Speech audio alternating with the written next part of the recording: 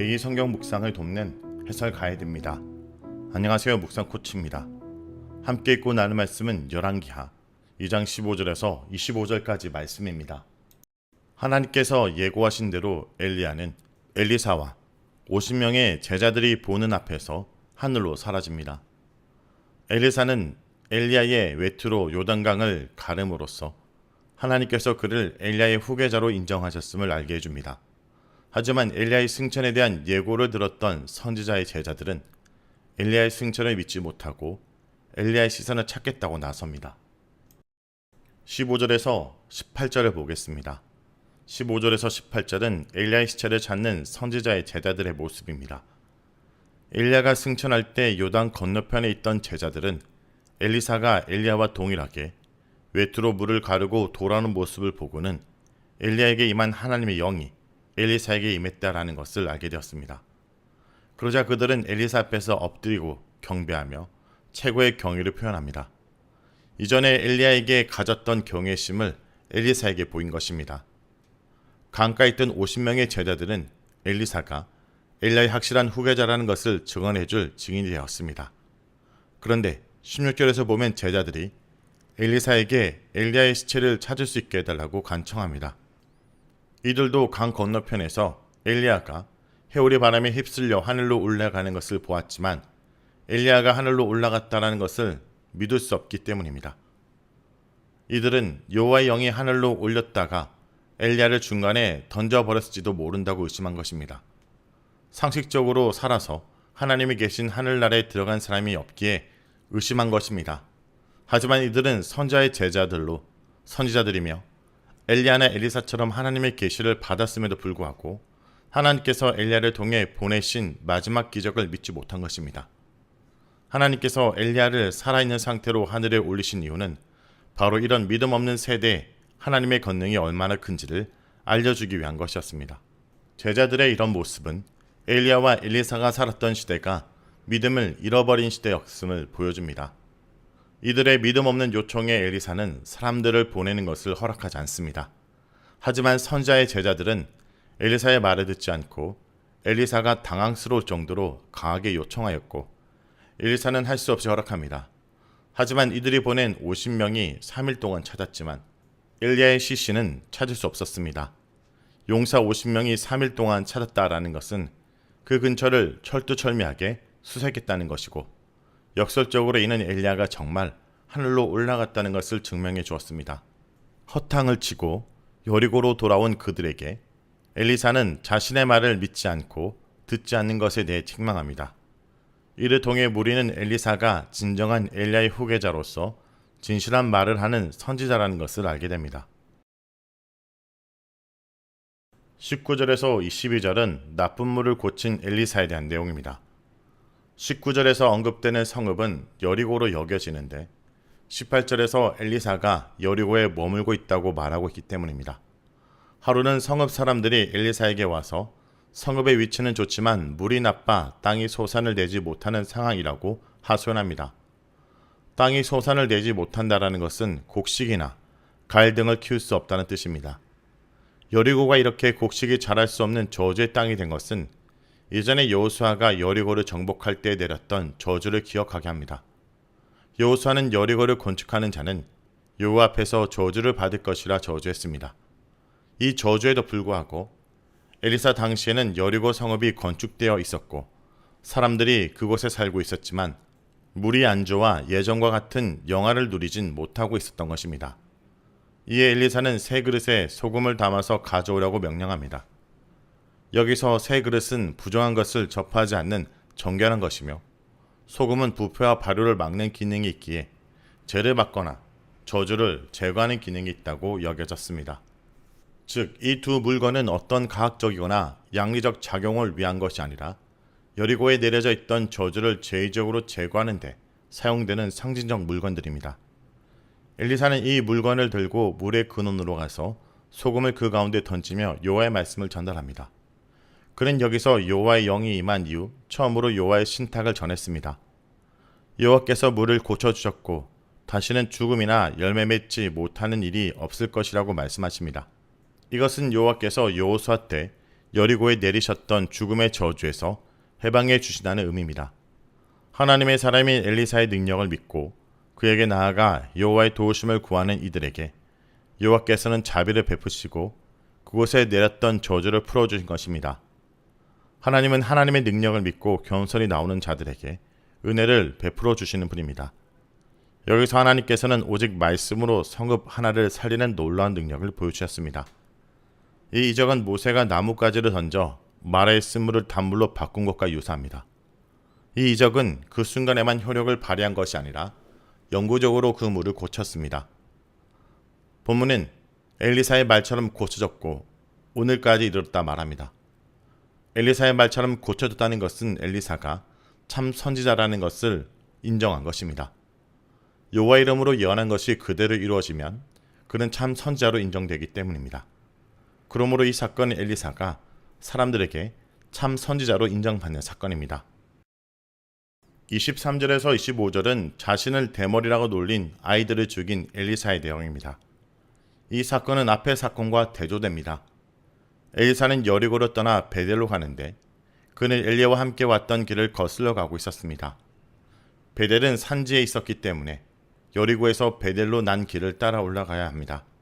그런데 베델에 거의 다 왔을 때 작은 아이들이 성읍에서 나와 엘리사를 향해 대머리요 올라가라, 대머리요 올라가라 하면서 조롱했습니다. 엘리사는 털이 많았던 엘리야와는 대조적으로 털이 없는 대머리였던 것 같습니다. 신명기에서 머리 미는 것을 금하고 있으므로 엘리사는 원래 대머리였던 것 같습니다. 당시 엘리사의 나이가 얼마나 되었는지 알 수 없지만 가부장 문화가 엄격한 이스라엘 사회에서 어린아이들이 외모 때문에 어른을 조롱하고 있다는 것은 이스라엘의 도덕과 윤리가 얼마나 해이해진 상태인지를 잘 보여줍니다. 특히 하나님의 사람인 선지자에게 반말하고 모욕을 주는 것은 하나님의 권위를 인정하지 않는 행동입니다. 그렇기 때문에 엘리사는 그들에게 여호와 이름으로 저주하였고 곧바로 숲풀에서 앙곰 2마리가 나와 아이들 중 42명을 찢어 죽이는 비극적인 사건이 일어납니다. 이 사건은 아이들을 매우 귀중하게 생각하는 요즘의 관점에서 보면 도저히 받아들일 수 없는 일입니다. 하지만 이 일은 철저한 가부장 사회에서, 즉 아이들이 부모와 어른들을 존경하며 철저하게 복종해야 하는 것을 당연시하던 시대에 일어난 일입니다. 신명기에 따르면 부모에게 폐역한 자식은 장로들 앞에서 재판을 받게 하고 죽일 수 있었습니다. 그런 시대에 어른인 선자를 놀린 사건은 당시가 얼마나 심각한 도덕적, 영적인 해이 상태였다라는 것을 보여줍니다. 이 사건은 열왕기하 1장에서 엘리야를 강압적으로 데리러 온 50부장과 50명의 군사들이 죽은 것과 유사합니다. 하나님의 권위를 무시할 때 하나님께서는 그들을 경고하기 위해 무서운 처벌을 내리시는 것입니다. 많은 아이들이 죽었기에 현재 우리는 받아들이기 힘든 사건이지만 본문은 엘리사의 이런 행동에 대해서 부정적으로 평가하지 않습니다. 이 사건은 여리고 사건과 대조되는데 엘리사는 여리고에서는 여호와께서 내린 죽음의 저주를 없애는 일을 했지만 베델에서는 여호와 이름으로 저주를 내려 죽음이 오게 하였습니다. 이런 대조는 하나님 앞에 겸손히 나오는 자들은 생명을 얻지만 하나님을 무시하고 조롱한 자들에게는 죽음이 온다는 것을 보여줌으로써 여호와를 경외하지 않던 이스라엘 백성들에게 경고하고 있는 것입니다. 성도 여러분, 엘리야의 종이었던 엘리사가 선지자가 되어 처음 행한 사역은 저주의 성 여리고의 물을 고치는 일이었습니다. 물이 좋지 않아 결실이 부실한 여리고의 사정을 듣고 물의 근원에 정결의 상징인 소금을 뿌려 고칩니다. 마라의 쓴물을 고쳐서 참 선지자로 인정받은 모세처럼 말씀의 능력으로 저주와 불임, 유산의 도시를 생명의 도시로 변모시킨 것입니다. 말씀을 놓고 기도하겠습니다. 주님, 오늘도 주의 말씀에 순종하여 생명의 말씀이 우리 삶 가운데 살아 역사함을 목도하도록 우리를 인도하여 주옵소서. 예수님의 이름으로 기도합니다.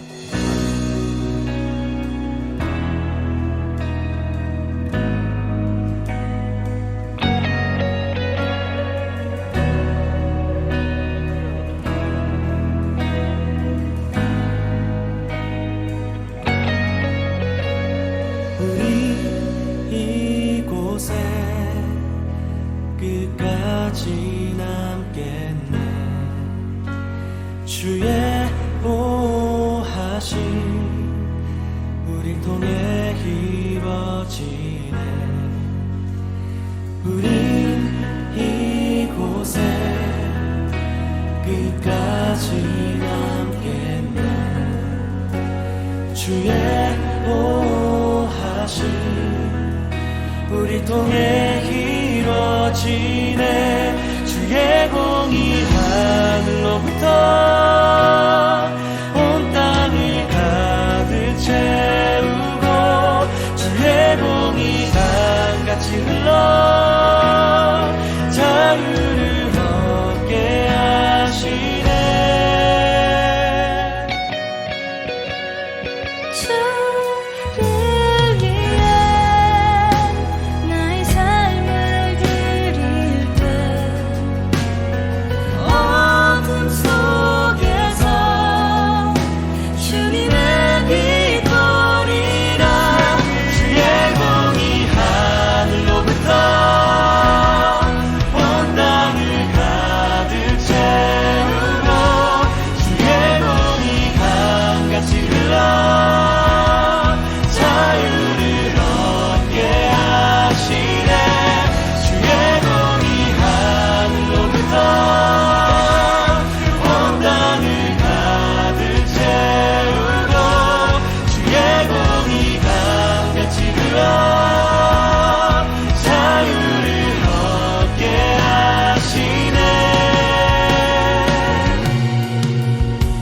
모두 알게 되니 모두 알게 되니 모두 알게 되니 주의 공의 모두 알게 되니 모두 알게 되니 모두 알게 되니 주의 공의 우리가 선포하십시다. 모두 선포하리 모두 선포하리 모두 선포하리 주의 공의 모두 선포하리 선포하리 선포하리 선포하리 선포하리 주의 공의 주의 공의 하늘로부터 주의 공의 하늘로부터 온 땅을 가득 채우고 주의 공의 강같이 흘러 자유를 얻게 하시네. 주의 공의 하늘로부터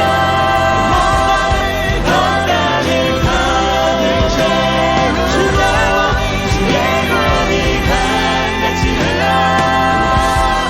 자유를 얻게 하시네. 우리 이곳에 끝까지 남겠네. 주의 보호하심 우리 통해